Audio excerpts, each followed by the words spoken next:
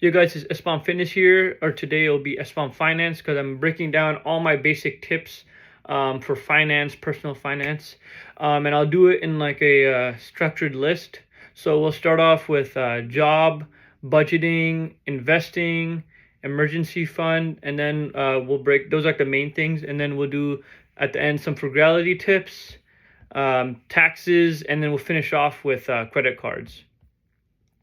So first and foremost, the most important thing is a job. So if you're in college, you should 100% get a part-time job. You should try to work longer hours over the summer, but don't work too much to give yourself some free time. Enjoy college. Make sure you're focusing on your classes, getting your grades up. And then while you're doing that, since it's 4 years you'll be in college, you can either stay in one job and try to build experience and get promotions that way, or you can switch jobs to increase pay by like comparing what you're getting versus another job, and you'll build different skills and experiences. Or you can do a mix of both. Me personally, I work like this. The job I have right now is my ninth job. So when I was in college, I just kept switching jobs. When you're in high school, I would only recommend getting a job if you're like maybe senior year, you've gone most of your main classes done, you have some free periods, you have a lot of free time, and if you have a car and you can easily get to your job, then I'd recommend getting a job. And just keep the hours short. After college, or if you didn't go to college, that's about outside of the purview of this video, so I'll just leave it at that. And then once you have your income you're getting from your job, the most important thing is your budgeting. So a general rule of thumb people use is the 50-30-20 rule, which is 50% of your income post-tax goes to needs, 30% goes to like wants, stuff you really want, impulses, whatnot, and 20% goes to savings.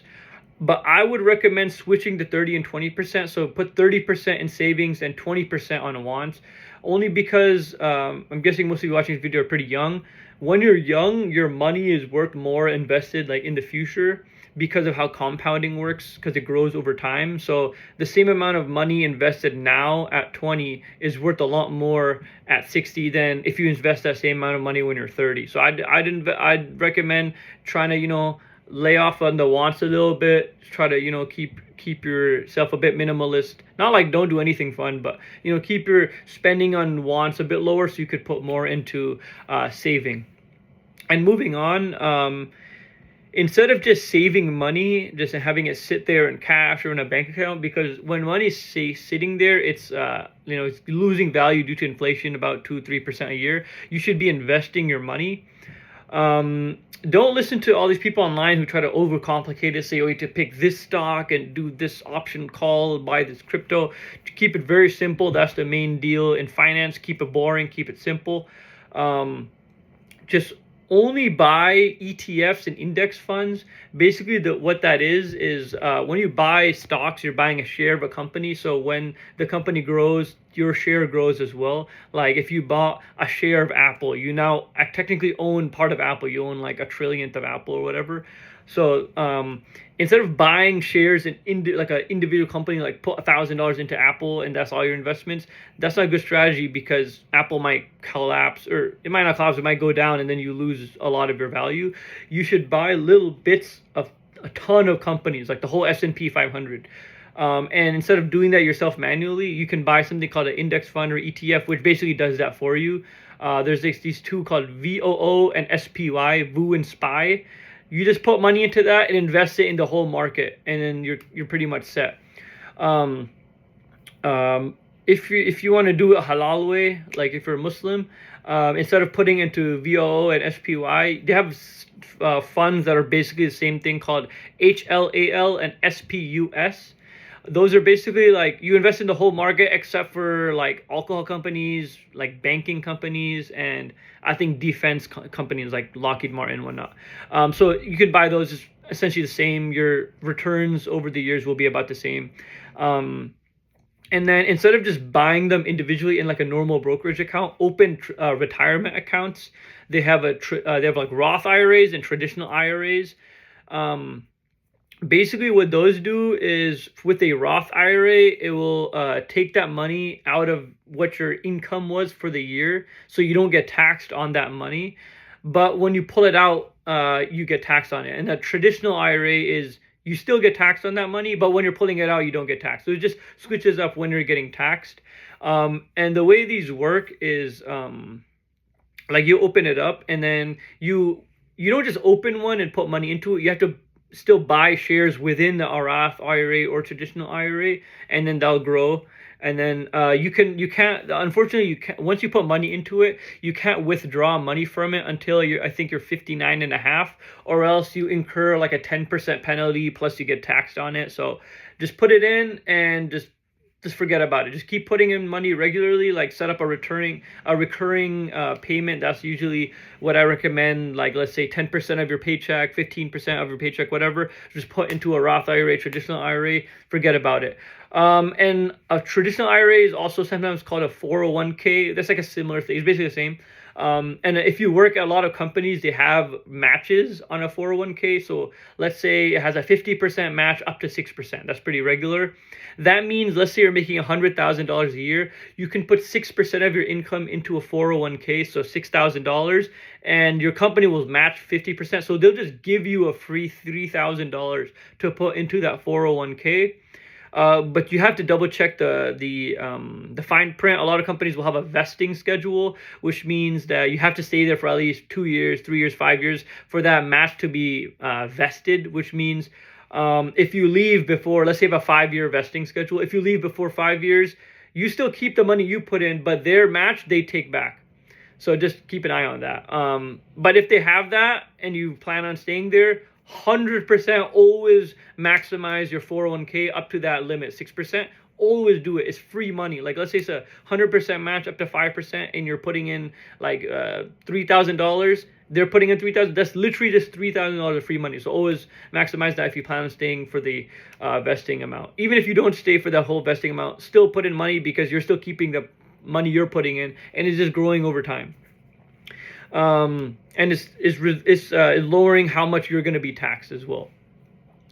And then, so you should put most of your money into the ETFs and index funds. You could set aside a small amount to do your own investing in individual companies. If you get some advice from people, this is more so if you have a lot of money to invest, you can put aside like $1,000 or $500 and pick, I think this company will do good, this company will do good. And you could, mess around with that.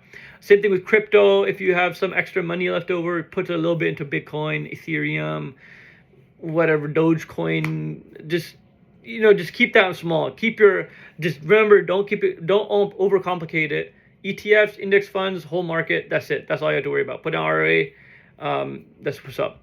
Okay, next up is your emergency fund. So this has like, 2 parts to it. If you live with your parents, like I do, and like a lot of people I know who do, you don't have to worry about too much of an emergency fund because you probably have almost no expenses, and mom and dad are there for you if you get some big emergency, right? So that's not as relevant. You should still keep a good amount of your money like liquid. So liquid means that you can easily use it. If it's in stocks, it's not liquid because you have to sell the stocks. You incur a tax penalty whenever you sell, not tax penalty, but if you made like $1,000 in stocks, you have to pay taxes on it. So, so you should keep some money liquid so that if you want to buy something, you don't have to borrow money from your parents or sell your stocks, right? If you're living on your own though, then an emergency fund is very important. You should try to keep about 4 to 6 months of expenses liquid, just in case a really bad thing happens, you lose your job, get some big expense. So keep a good amount of money liquid, like not in stocks basically, so that if you have anything come up, you don't have to go into debt, use a bunch of credit card debt you can't pay back, sell a bunch of stocks because they might be down, and then you're taking losses on that. You're maybe, if they're up, you have to pay taxes on that end of the year, whatever the case. So keep a good amount. 4 to 6 months is usually what people recommend. Keep that liquid. What you could do is you can keep about like 3/4 of that emergency fund in a HYSA, HYSA, which is a high yield savings account, which means that money will earn you 3 to 4% interest and then keep a quarter of it in a normal checking account. Maybe keep a tiny bit, like 1% of that in cash, like keep a few $100s in cash if you ever need it. The reason you would keep a quarter of it in a normal checking account is because normal checking accounts have almost no limitations on how much you can take out from the bank. You can do as many transactions as you want. You can take out, write checks with it. You can go, they have an ATM. If you're Bank of America, go to America ATM, take out some cash. With the HISA, usually they have a bit more requirements and stringent requirements about when you can take it out if they have ATMs, so we're not writing checks. If you want to keep it halal though, you don't want to earn interest. If you don't want to be doing that, then just forget about the whole high yield savings account. Just keep it in a normal checking account. Make sure that your checking account is not charging you some crazy fees like $10 a month or whatever. Just shop around, Chase, Bank of America, Capital One, Wells Fargo. See which ones aren't charging fees or which fee structures they have. So do that. Okay, next up we'll talk about frugality tips, just some basic tips to save money so you're not wondering, oh my God, where's all my money going every month? First of all, like with budgeting, I should have mentioned this earlier, actually keep a budget and know what you're going to spend on everything. And then at the end of the month, see how much you spend on everything and see if you were keeping within your budget, and then you'll know how to adjust that. But so some main frugality tips. One, and a lot of these are mostly relevant if you live by yourself, but even if you don't, it still could be relevant. Learn to cook at home will save you a ton of money. So like when I was working at AT&T, a lot of other places I worked at, people for lunch every day, you're going to get a 35, 40, 1 hour lunch break. People will go buy lunch every day. They'll get a salad, they'll get a taco, whatever. They'll spend $15 a day on lunch like it's nothing. That is a lot of money. If you do the math, that's like $3,600 a year, something crazy like that. Like if you just invested that money instead, you would have like hundreds of thousands of dollars in 20 years, which you might think, 20 years. No, it adds up. So learn to cook at home. It'll save you a lot of money. It's healthier usually because you know what you're putting in. It's really fun and satisfying once you learn how to cook. It could be like a de-stressor, it could be a little bit of therapy. It's fun, trying out different things, learning new recipes. You can scroll on Instagram and find a new cool recipe like, wow, I want to try that, right? And you can make multiple servings at once, like on a Sunday or a Saturday, and then, food prep it for multiple meals throughout the week. Like one go-to I would make when I was living by myself was chicken fried rice. Really simple. You just need some chicken, some vegetables, some eggs, and some rice. None of those things cost that much. Maybe the chicken might be the most expensive thing. Eggs sometimes get more expensive for a while and then they get cheaper. I was getting from Walmart like a dozen eggs for like $2. Rice is really cheap. It's a pound of rice is like a couple of dollars, and you can make like cups and cups of rice with a pound. So yeah, I would make a bunch of that, and then I would eat that for like 4 days. You can just keep it in the fridge. Some stuff, if it doesn't stay in the fridge, you can always freeze it. Like if you have pre-cooked chicken, you can freeze it, and then you can just use seasoning that you would use in anything, and you can make Mexican food, Chinese food, Indian food, whatever.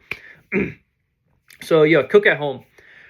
Another thing, make coffee at home. Another thing, at AT&T, other place I would work at, people go to Starbucks every day for their coffee in the morning. $6, $7 they're spending. Maybe, if they're being cheap and they're going to get just a normal latte and not a milkshake coffee. They're going to still spend $4.55, $5 on a cup of coffee every single day, even though they had a free coffee machine in the office, right? Or make your coffee at home. Even if you get a really nice coffee machine and you spend $100, within like a month, it'll pay for itself over not having to buy $5 coffee every day.